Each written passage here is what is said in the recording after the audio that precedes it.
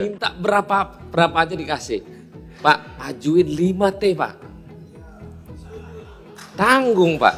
Ya, Nanti kalau Pak Presiden nggak kasih, kita Di mana pertanggungjawaban moral kita? Anda mengajukan beberapa menit sebelum pembahasan dan kami harus menyetujui ratusan miliar seperti ini. Jangan konyol dong. Kalau teman-teman lihat video ini, pasti ketawa deh. Lucu, gokil. Karena seperti yang kita ketahui, bahwa dari para pejabat kita, baik anggota dewan dan para menteri, dan kemudian di jajaran lainnya, itu statementnya lucu-lucu. Dan bahkan dari kebijakannya pun gokil banget.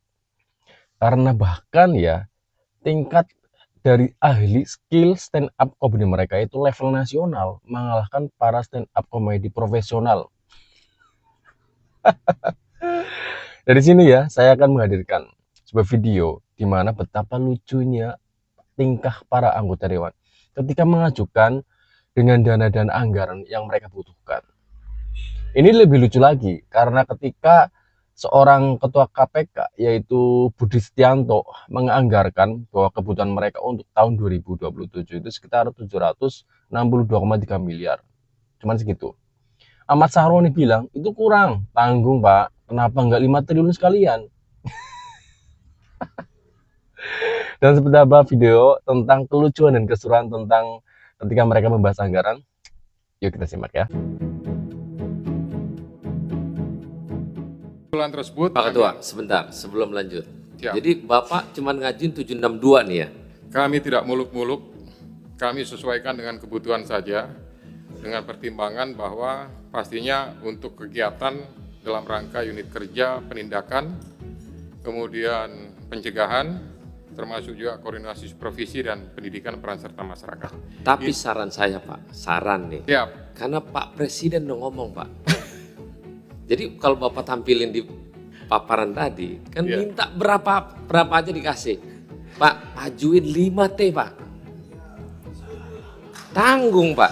Ya, Nanti kalau Pak Presiden nggak kasih, kita videonya kita buka terus nanti supaya Pak Presiden ngasih buat KPK setara dengan kejaksaan nanti anggarannya. Setuju nggak kita teman-teman?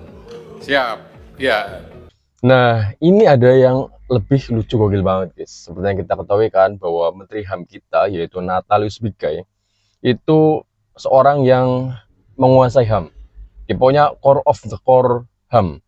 Bahkan dia itu sudah menguasai HAM sejak umur 5 tahun. Dan bahkan dia adalah seorang lelaki sejati. Meskipun dia belum punya istri, punya 3 pacar. Ini bukan penghinaan ya, ini sudah dipublish oleh beliau.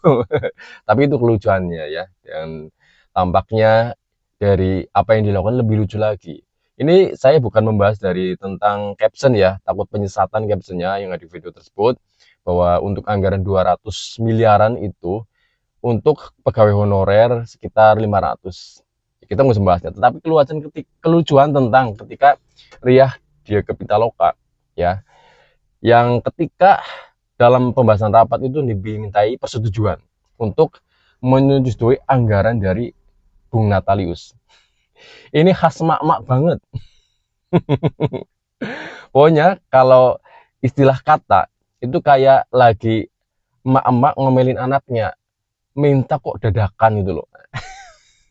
Otomatis kan dia kelimbungan. Dan seperti apa yang selanjutnya, yuk kita lanjut. Di mana pertanggungjawaban moral kita? Anda mengajukan beberapa menit sebelum pembahasan dan kami harus menyetujui ratusan miliar seperti ini. Jangan konyol dong. Pimpinan sebentar, karena ini penting. Saya setuju dengan Pak Yan. Ini kan bukan sekedar kita menyetujui karena waktu mepet. Ada 492 miliar lebih yang harus disetujui. Dan bahannya baru sampai barusan saja. Begitu. Kita bukannya akan mengeliminir dari anggaran untuk pegawai lalu dibilang nanti Komisi 13 yang tidak memberikan dukungan kepada pegawai di Kementerian HAM begitu. Jadi saya rasa catatan penting sekali. Dalam kesimpulan jangan lupa dimasukkan agar seluruh anggaran ini disesuaikan dengan penugasan dari Presiden Prabowo melalui Perpres nomor berapa tadi? 156/2024. Kalau tidak sesuai dengan penugasan dari Presiden Prabowo, ya kenapa juga Komisi 13 ngotot? Orang presidennya aja nggak nugasin. Oleh karena itu, penting sekali. Pak Mugi, bukannya kami tidak mendukung. Kami tidak mau peta kompli. Ini live loh.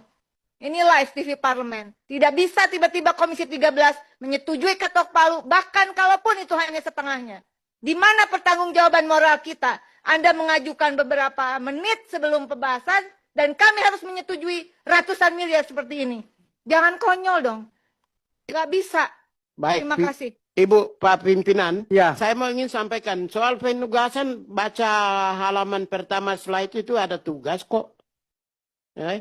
Perumusan kebijakan, kami ditugaskan Presiden. Tak usah. Perumusan Tadi kebijakan, Pak Pigai dengan penguatan sangat bagus kesadaran. menyampaikan itu di halaman pertama. Halaman pertama Sudah, itu oke. ada 7 penugasan resmi. Kami Oke. menerjemahkan dari itu, pagu indikatif itu menerjemahkan Yang indikatif penugasan. izin, indikatif oke pimpinan. Yang dipermasalahkan Ya, Terus tidak yang dipermasalahkan. kenapa ributkan penugasan? Kami di sini slide nomor 1 udah penugasan. Ya, gini, Presiden. clear. Penambahan, Bu Rike, Pak. sebentar, cukup. Bentar. Pak Pigai, Bu Rike, kami yang untuk pagu indikatif clear, saya sudah ketok dari awal. Kami mempersoalkan tadi biar ini live, biar ini tidak terjadi miskomunikasi. Kementerian HAM baru menyusulkan penambahan anggaran itu setelah rapat berjalan. Oke? Ini yang kemudian menjadi keberatan Komisi 13. Di tengah keberatan yang terjadi pun, Komisi 13 DPR RI masih bisa mencari titik kompromi untuk menyetujui penambahan anggaran. Begitu? Ya sudah. Jadi saya sudah cukup arif bijaksana mencari jalan tengah, menyelesaikan apa yang kemudian daripada kita tegang-tegang nggak jelas, lebih baik kita mencari penyelesaian.